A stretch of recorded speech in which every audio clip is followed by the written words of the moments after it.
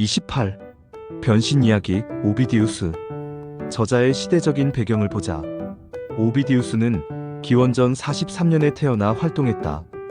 이 시기는 서구 문명의 한 축을 이루는 기독교의 영향을 받기 전의 모습이다. 서구 문명의 또 하나의 축이자 그 시대에 많은 영향을 주었던 그리스 문명 하에서 저자는 활동했다. 따라서 이 책을 읽으면 고대 서구 문명의 모습을 엿볼 수 있다. 그리고 이 시기는 팍스 로마나 시절이었다. 카이사르를 이어 아우구스투스 황제의 로마 역대 최고 황금기였다. 그와 함께 문화적으로 꽃을 활짝 피우던 시기였다. 문학과 예술에 재능 있는 인물이라면 자신의 잠재력을 꽃 피울 수 있는 가능성의 시대였다. 그의 젊은 시절을 살펴보자. 오비디우스는 로마 지배층의 자제로 태어났다. 관례대로 청년 시절 수사학과 법률을 공부해 관리의 길을 밟았다. 그리스로 유학 겸 여행도 다녀왔다. 부모님의 바람대로 자신 앞에 놓인 길을 걸어갔는데 저자의 내면에서는 문학과 시에 대한 열정이 피어올랐다. 로마 문화의 부흥기를 살아가는 청년이라면 뒤돌아보지 않고 자신의 관심을 좇아 길을 따라 나서도 되었다. 문학에 대한 재능도 있었고 그의 대표되는 사교계에서의 활동도 훌륭했다. 자연히 저자는 로마 문화와 사교계의 총화로 떠오르게 된다. 그 시기의 로마를 보자. 로마는 황금기를 구가했고 사교계는 꽃을 피웠다. 그런데 아우구스투스는 이것에 제동을 걸었다. 여자들의 자유는 구속당하고 풍기문란은 단속의 대상이 되었다. 그 시절 오비디우스는 남녀 간의 자유분방한 애정을 이야기한 사랑의 기술을 썼다. 사교계에서 이 책은 최고의 환영을 받았지만 아우구스투스의 단속으로 점점 빛을 잃어갔다. 그러면서 저자는 잘못된 시구와 실수라는 명목으로 해외로 추방당하는 일을 겪게 된다. 이 시기의 문화적 분위기는 활짝 꽃을 피웠지만 지금 시대로 말하자면 검열 혹은 입맛에 맞지 않는 것들은 배제하는 모습이었다. 그는 이 책을 왜 썼을까? 알다시피 오비디우스의 삶은 환희를 맛보다가 나락으로 곤두박질쳤다. 황제의 심기를 건드려 중심에서 추방되었기 때문이다. 유배 시절 저자의 머릿속에서는 이 사건이 각인되어 있었을 것이다. 한 사회로부터의 추방은 인간의 삶을 원점에서부터 다시 돌아보게 만든다. 저자도 젊은 시절의 붉은 열정을 이겨내고 자신의 소명이나 마음에 깊이 귀를 기울였을 것이다. 그의 문학적 재능이 로마 황제에 대한 칭송과 만나는 지점에서 이 책은 탄생하게 됐다. 그리스 신화를 바탕으로 로마의 역사와 신화를 만들어내기에 이르렀다.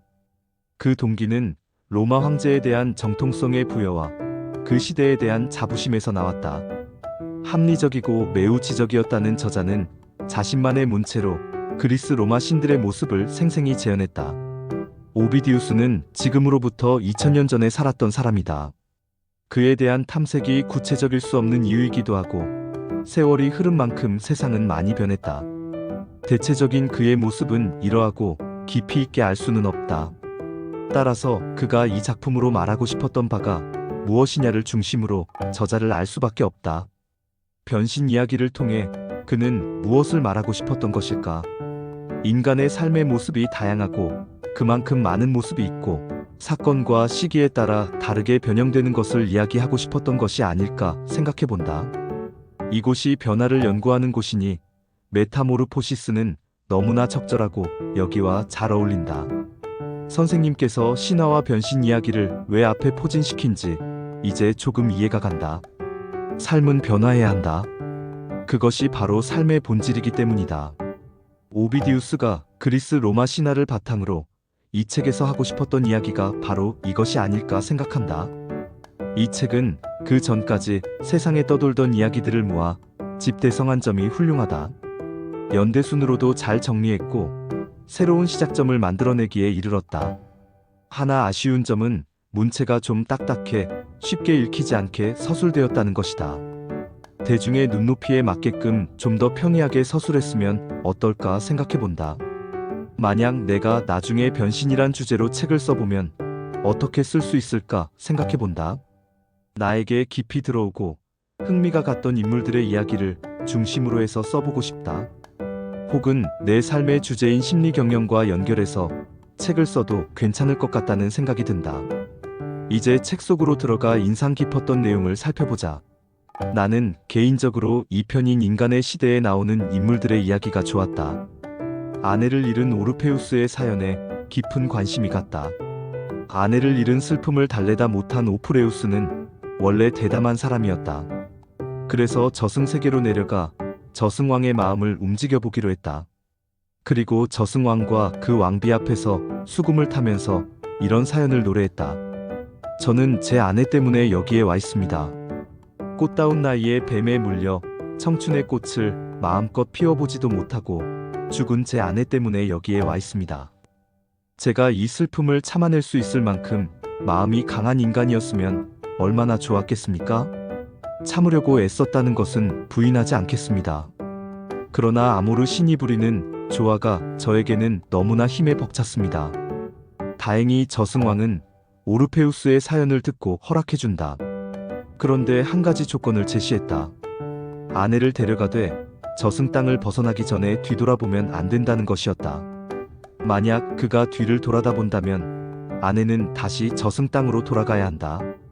아내가 혹시나 지쳐 쓰러지지 않을까? 염려하던 오르페우스는 근심과 걱정과 궁금증을 견디지 못하고 뒤를 돌아다보고 말았다. 그 순간 그의 아내는 다시 저승 땅으로 떨어졌다. 아내의 두 번째 죽음은 오르페우스를 정신이 반쯤 나간 사람으로 만들었다. 그의 좌절은 깊었고 그리고 다시 한번 저승의 강을 건너려고 했으나 뱃사공이 이를 거절했다. 오르페우스는 식음을 전폐하고 이래 동안이나 이 강변에 앉아 있었다. 이동안 그가 양식으로 삼은 것은 슬픔과 눈물뿐이었다. 또 하나 인상적인 이야기는 아킬레우스의 죽음이다. 아킬레우스는 그의 어머니 테티스가 그를 태어나자마자 아이의 발목을 잡고 스틱스 강물에다 담가었다 꺼냈다. 이로써 아킬레우스는 불사의 몸이 되었다. 그런데 문제는 테티스가 손으로 쥐고 있었던 발목에는 스틱스 강물 묻지 않았다. 그래서 그는 무적의 권능을 얻었지만 이 발목 부분에서만은 치명적 흡소가 있었다. 파리스는 아킬레우스에게 화살을 겨냥했는데 아폴로 신이 그것을 도와주기까지 했다. 이때 파리스가 쏜 화살은 바로 아킬레우스의 급소인 발 뒤꿈치에 명중했다. 우리가 아는 명장 아킬레우스의 죽음과 관련하여 이런 사연이 있었던 것이다. 책에는 많은 신과 인간의 이야기가 나오지만 가장 강렬하게 다가왔던 두 가지 내용을 살펴봤다.